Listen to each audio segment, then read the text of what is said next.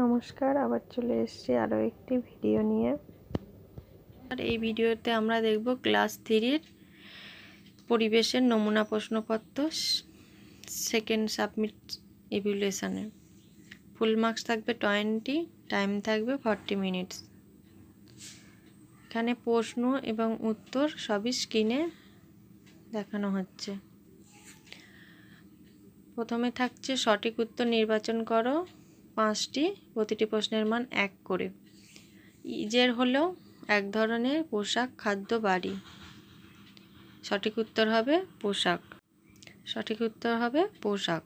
পশ্চিমবঙ্গের উত্তর দিকের একটি জেলা হলো নদিয়া, বীরভূম, জলপাইগুড়ি। সঠিক উত্তর হবে জলপাইগুড়ি। এরপর থাকছে আবোল তাবোল বইটি লিখেছেন সুকুমার রায়, সত্যজিৎ রায়, সুবিনয় রায়।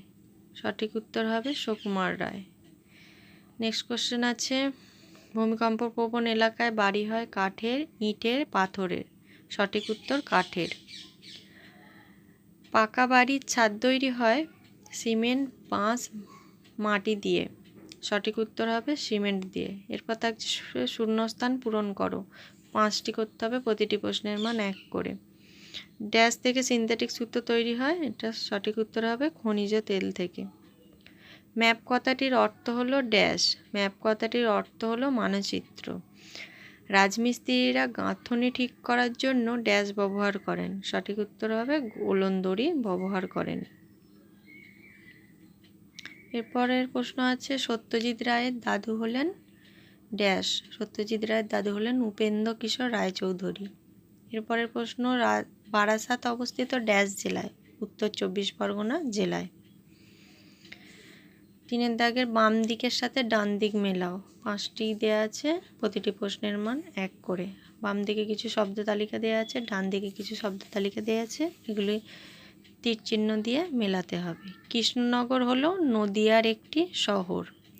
শন গাছের আঁশ খুব শক্ত প্রকৃতির।